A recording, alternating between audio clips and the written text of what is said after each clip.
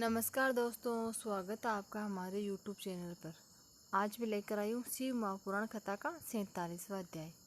आज की कथा में वर पक्ष के आभूषणों से विभूषित शिवा की निराजना, कन्यादान के समय वर के साथ सब देवताओं का हिमाचल के घर के आंगन में विराजमान होना तथा वर वधू द्वारा एक दूसरे का पूजन।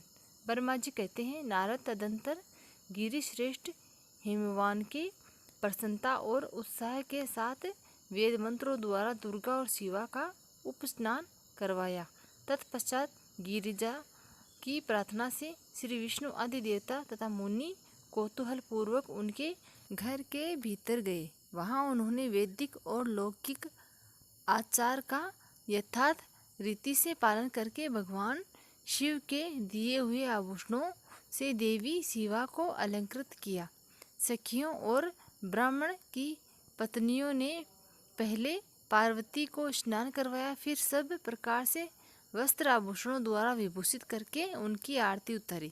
तीनों लोकों की जगत जननी महाशैलपुत्री सुंदरी शिवा दिव्य वस्त्र आभूषणों से सुसज्जित होकर मन ही मन भगवान शिव का ध्यान करती हुई बैठी। उस समय उनकी बड़ी शोभा हो रही थी। उस अवसर पर दोनों पक्षों में महान आनंददायक उत्सव होने लगा। ब्राह्मणों को शास्त्रोक्त रीति से नाना प्रकार दान दिया गया। अन्य लोगों को भी वहां भांति भांति के द्रव्य बांटे गए। विशेष उत्सव के साथ गीत और वाद्य आदि द्वारा लोगों को मनोरंजन किया गया। तदंतर में ब्रह्मा, भगवान विष्णु, इंद्र आदि देवता तथा मुनि ये सब के सब बड़ी प्रसन्नता के साथ सानंद उत्सव मनाते हुए भक्ति भाव से शिवा को प्रणाम करके शिव के चरणारविंदों के चिंतन पूर्वक हिमाचल की आज्ञा ले अपने अपने स्थान पर चले गए। इसके बाद गर्गन ने कन्यादान का समय जान हिमाचल से श्री शंकर तथा बारातियों को बुलाने के लिए कहा। फिर वे बाजे बजने लगे। हिमाचल के मंत्रियों ने जाकर वर और बारातियों से शीघ्र पधारने के लिए प्रार्थना की। वे बोले, कन्यादान के लिए उचित समय आ गया है, अतः आप लोग शीघ्र मंडप में पधारें।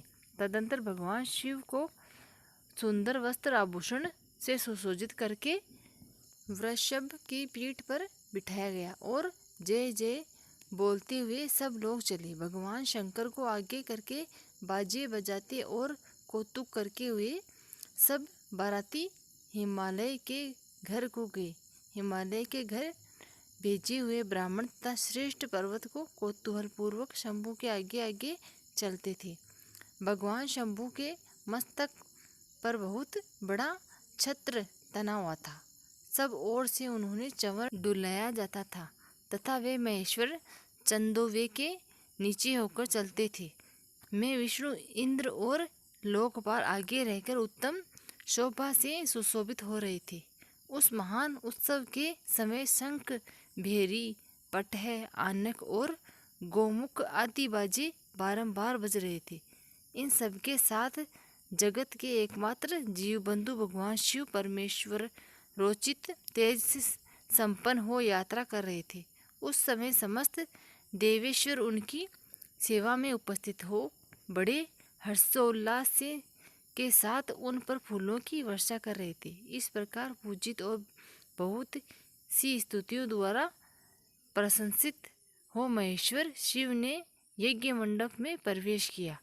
वहां श्रेष्ठ पर्वतों ने शिव को वृषभ से उतारा और महान उत्सव के साथ प्रेम पूर्वक उन्हें घर के भीतर ले गए।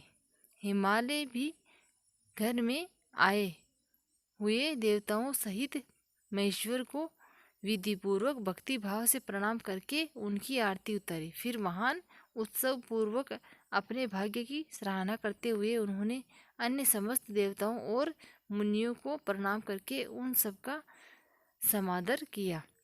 श्री विष्णु सहित महेश्वर को तथा मुख्य देवताओं को पाद्य अर्घ्य देकर हिमालय उन्हें अपने भवन के भीतर ले आए और आंगन में रत्नमय सिंहासनों के ऊपर मुझको, विष्णु को, शंकर जी को तथा अन्य विशेष व्यक्तियों को बिठाया।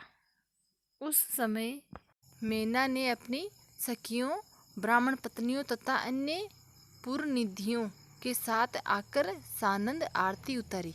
कर्म कांड के ज्ञाता पुरोहित महात्मा शंकर के लिए मधु, पर्क पूजन आदि जो आवश्यक कृत्य थे उन सबको सहस्र संपन्न किया। फिर मेरे कहने से पुरोहित ने प्रस्ताव के अनुरूप उत्तम मंगलमय कार्य आरंभ किया। इसके बाद हिमालय के अंत वेदी में जहाँ समस्त आभूषणों से विभूषित उनकी कृष्णांगी कन्या वेदी के ऊपर विराजमान थी, वहाँ मेरे और विष्णु के साथ महादेव जी को ले गए। तदंतर बृहस्पति आदि विद्वान बड़े उत्साह से संपन्न हो कन्यादानोचित लग्न की प्रतीक्षा करने लगे। गर्ग ने पुण्यवाहक वाचक करते पार्वती जी की अंजनी में चावल भरे और शिव जी के ऊपर अक्षत छोड़ा। परम उदार सुमुख पार्वती ने दही, अक्षत, कुश और जल से वहाँ रुद्रदेव का पूजन किया, जिनके लिए शिवा ने बड़ी भारी तपस्या की थी। उन भगवान शिव को बड़े प्रेम से देखती हुई वे वहाँ अत्यंत शोभा पा रही थी।